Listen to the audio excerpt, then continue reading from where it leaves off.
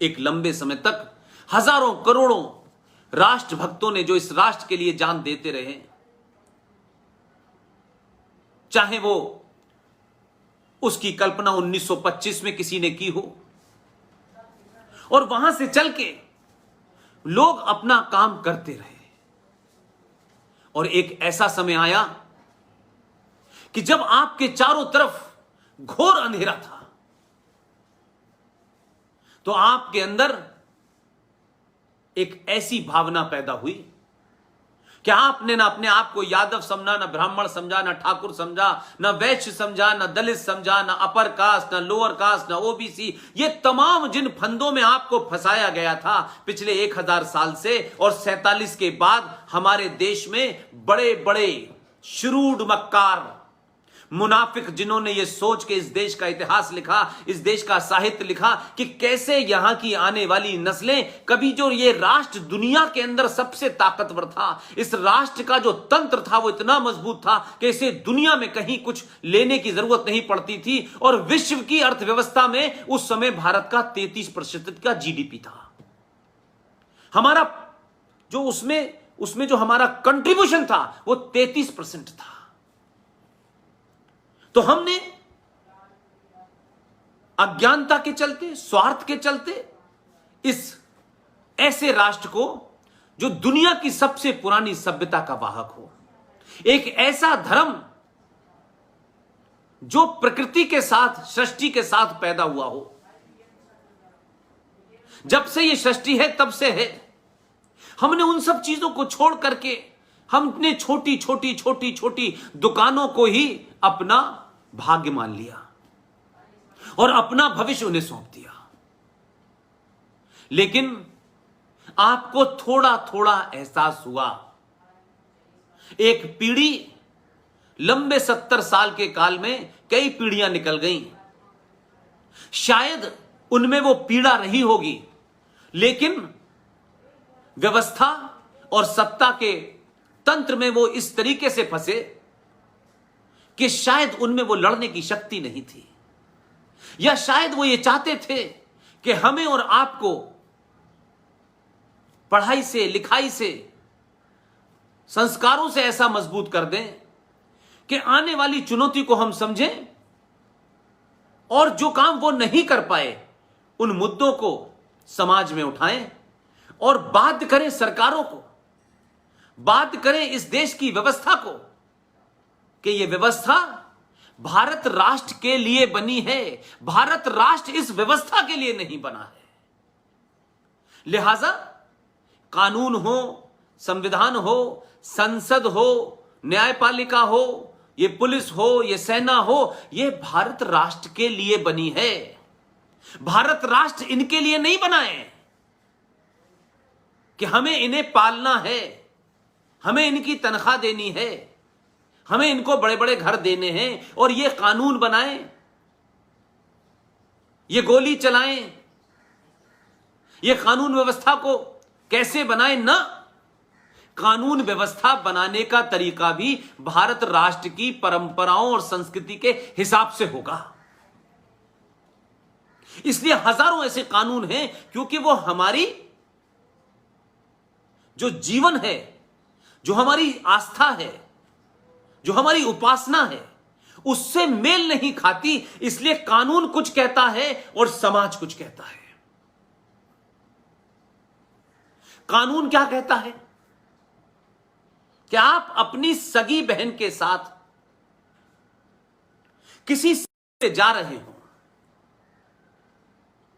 अब इसको आप जरा गौर करके देख, समझने की कोशिश कीजिए कि ये कहां पर क्लैश है, या ये जानबूझकर राज सत्ता ने हमें ऐसा बनाया है, या फिर ट्रांसफर ऑफ पावर के माध्यम से इस देश में हजारों आईपीसी कानून ऐसे हैं जो पहले से चले आ रहे थे, क्योंकि जो राज करने वाले थे उनका यहां के राष्ट्र में इंटरेस्ट नहीं था, उन्हें अपनी सत्ता को स्थापित करना था। लिहाजा उन्होंने बहुत सारे कानून, बहुत सारे नियम, बहुत सारी चीजें ऐसी बनाई कि यहां के आदमियों को, यहां के लोगों को, यहां के पुरुषों को, यहां के जनमानस को कैसे उस सत्ता और राज के अंदर जकड़ लिया जाए, ताकि वो अपने होने, अपनी पहचान, अपनी आस्थाओं, अपनी उपासना, इन तमाम सारी चीजों से कट जाए और वो ये समझे कि हमें राज्य के प्रति ही वफादार रहना है और राज्य जो कर रहा है उसे सिर्फ बर्दाश्त करना है, उसका प्रतिकार नहीं करना।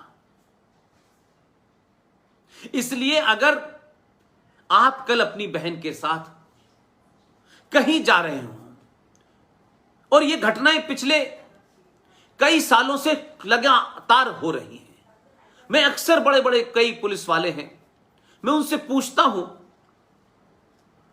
बोले ये कानून हमने नहीं बनाए, हमारी मजबूरी है, ये अंग्रेजों के जमाने से चल रहे हैं और अंग्रेजों ने कभी भी भारतीयों के हित में नहीं सोचा। अब उस लड़की के साथ मेरे सामने जो मेरी बहन भी है, कुछ 4-5 गुंडे मिलके आए, उसको छेड़े और उसके साथ रेप करते हैं। मैं शारीरिक रूप से उन 4 लोगों का शायद मुकाबला करने में सक्षम नहीं होऊंगा। तो अगर ऐसा होगा तो मेरे पास 2 रास्ते हैं कि मुझे जो कुछ मुमकिन हो उनका प्रतिकार करना चाहिए, उनका विरोध करना चाहिए, हथियार से करना चाहिए, दंड जो भी कुछ मेरे हाथ में है उससे करना चाहिए। यह मेरी मनोदशा होगी और शायद यही समाज कहता है। लेकिन आपका कानून क्या कहता है? जिस कानून के बारे में कहा जाता है कि इस कानून पे चलें, यह कानून के विरुद्ध अपने काम किया है, लेकिन यह तो मुझे बताओ कि यह कानून मेरे लिए बना है या मैं इस कानून के लिए बना हूं? कानून यह कहता है कि आपको अपने हाथ में कानून नहीं लेना चाहिए। अगर यह घटना घट भी रही थी तो जब आप पुलिस के पास जाएंगे तो पुलिस वाला आपसे पहले पूछेगा कब हुआ, कैसे हुआ, वो कौन लोग थे, उनका नाम बताइए। ना उनको आपको उनका नाम पता है, ना उनका पता है। तो अगर ये दोनों चीज नहीं है तो एफआईआर नहीं लिखी जाएगी। वो कहेगा सर हम किसके खिलाफ एफआईआर लिखें? तो एफआईआर नहीं लिखी जाएगी तो पुलिस कार्रवाई नहीं करेगी। तो आपकी बहन के साथ जब ये बुरा काम हो रहा था तो आपको उस वक्त प्रतिकार नहीं करना चाहिए था, पत्थर उठा के नहीं मारना चाहिए था, उन 4 बलात्कारियों के नाम और पते पूछने चाहिए थे। तो हम, और जब यह घटना समाज के लोगों में रखी जाती है तो समाज कहता है कि तुम्हें मौके पे उसको मार देना चाहिए था, अगर तुम मार सकते थे तो मार देना चाहिए था। लेकिन कानून कहता है कि नहीं नहीं नहीं नहीं नहीं, आपको रिपोर्ट लिखानी चाहिए थी। आप रिपोर्ट लिखाइए, पता बताइए, पहचान बताइए, आपकी जो मनोदशा है, आप जिस पीड़ा से गुजर रहे हैं उसका उनसे कोई सरोकार नहीं है। आपके परिवार में आपकी बहन के साथ एक जघन्य अपराध हुआ है, उसकी कोई पीड़ा नहीं होनी चाहिए। आप अस्त व्यस्त हैं, आपका पूरा मन मस्तिष्क एक अजीब किस्म के झंझावार में फंसा हुआ है, लेकिन उसके बात करने का अंदाज ऐसा है जैसे आप थाने के अंदर किसी दावत के लिए गए हैं, कंप्लेन लिखाने नहीं गए हैं। वो आपसे पानी को भी नहीं पूछेगा, वो आपसे सिंपैथी की बात नहीं करेगा, और उस लड़की जो आपके साथ में है उसको भी इस निगाह से देखेगा जैसे शायद इसी का कसूर था। तो राज और राष्ट्र की परंपराओं और राष्ट्र की आस्थाओं में यह टकराव है। तो हमारे यहां कानून हमारे देश की संस्कारों से नहीं बने। जिनको हुकूमत करनी है उन्हें हुकूमत के माध्यम से समाज को इतना कमजोर कर देना है, इतना उनको निर्बल कर देना है कि वो कभी भी जोर से चिल्ला ना सके और राज सत्ता चलती रहे। इसलिए मेरा आपसे कहना है, आज के युवाओं से कहना है कि आंदोलन करें। इस देश में बहुत सारे आंदोलन हो रहे हैं। शाहीन बाग पे भी आंदोलन होता है, जेएनयू में भी होता है, हैदराबाद में भी होता है, आसाम में भी होता है, बंगाल में भी होते हैं। आंदोलन तो बहुत हो रहे हैं, लेकिन इन सारे आंदोलनों के पीछे आप एक मानसिकता देखेंगे कि ये आंदोलन किसी एजेंडे के तहत हो रहे हैं। ये राष्ट्र को मजबूत करने वाले नहीं हो रहे।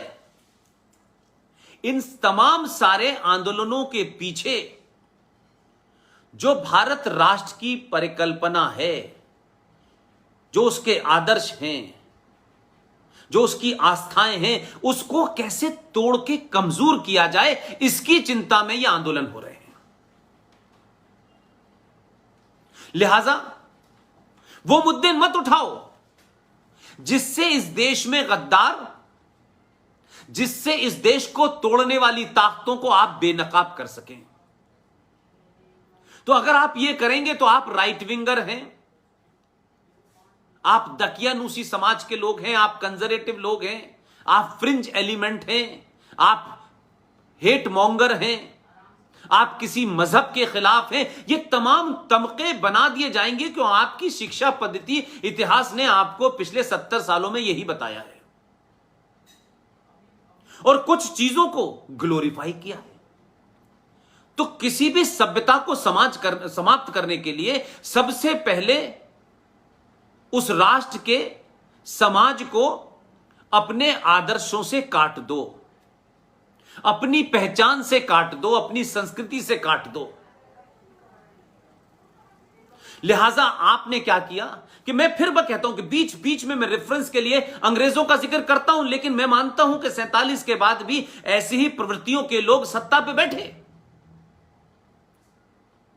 मैं कॉलेज से जब यह पूछा गया कि भारत के अंदर यह बताइए कि कोई भी लावारिस कोई है, कोई लावारिस लोग मिलते हैं आपको? उन्होंने कहा नहीं। तो ऐसा क्यों नहीं होता? उन्होंने कहा कि भारतीय समाज में रिश्तों का ताना बाना, समाज का ताना बाना इतना मजबूत है कि अगर कहीं किसी परिवार में किसी के मां बाप किसी हादसे में चले भी गए तो उसमें बहुत सारे रिश्ते ऐसे होते हैं कि वो बगैर स्वतः ही उन रिश्तों में आप मिक्स हो जाते हैं और बच्चे बड़े हो जाते हैं। यह तो एहसास होता है कि उनके माता पिता नहीं है, लेकिन पूरे जीवन जीने के लिए उन्हें कभी इसकी जरूरत नहीं पड़ती कि वो किसी की तरफ मुंह उठा के देखें। तो यह व्यवस्था क्या है? तो गुरुकुल है। यह गुरुकुल क्या है? यह शिक्षा की सिर्फ कोई क्लासरूम नहीं है, यह जीवन जीने की पद्धति है जिसे गुरुकुल कहते हैं। यहां संस्कार भी हैं, यहां आस्था भी है, यहां विश्वास भी है। ये जो सारी चीजें थी तभी हमने, क्योंकि हम आदर्शों के उस पराकाष्ठा पे पहुंचे हुए थे, तभी हमने दुनिया में कहा कि ये पूरी दुनिया हमारा घर है, हमारा परिवार है। लेकिन ये तो हमने कहा, लेकिन धीरे धीरे पूरी दुनिया को परिवार समझने वाले लोगों का अपना परिवार, अपना घर, अपना देश, अपना समाज महफूज नहीं रहा। आपने दुनिया के परपंचों को नहीं समझा और हमारे लोगों ने दुनिया में जिस तरीके की मानसिकताएं पनप रही थी, जिस तरीके के मजहब पैदा हो रहे थे, उन मजहबों की फिलॉसफी क्या है, एजेंडा क्या है, यह हमने बताया नहीं। लिहाजा यकायक हमको लगा कि अरे ये कैसे हो गया, ये सोमनाथ कैसे लुट गया, ये अयोध्या में किसने हमारा मंदिर तोड़ के मस्जिद बनाई, ये मथुरा में किसने हमारा मंदिर तोड़ के मस्जिद बनाई, ये काशी विश्वनाथ के अंदर वो शिवलिंग को उठा करके दूसरी जगह रखा जो नंदी के सामने होना चाहिए था, हमें पता नहीं चला। और सत्ता के साथ मिलकर के लोगों ने जो हालात पैदा किए, उससे आप इस तथाकथित आजादी के बाद उन चीजों को लड़ने के लिए 500 साल तक आपको कोर्ट में मुकदमा लड़ना पड़ रहा है। यानी जब किसी ने हमारी चीज छीनी तब मुकदमा कोर्ट कचहरी नहीं हुआ, लेकिन जब हम वापस मांग रहे हैं तो हमें एक एक चीज के लिए 500 साल इंतजार करना पड़ रहा है। क्योंकि वो ताकतें आज भी उसी ताकत से, उसी बलबले से, उसी जोश के साथ इस भारत को तोड़ने में लगी हैं। और कुछ लोग जो हिंदू समाज के हो सकते हैं, उनके छोटे छोटे मकसद, क्योंकि वो तमाम वही लोग हैं जिन्होंने जयचंद होकर के काम किया।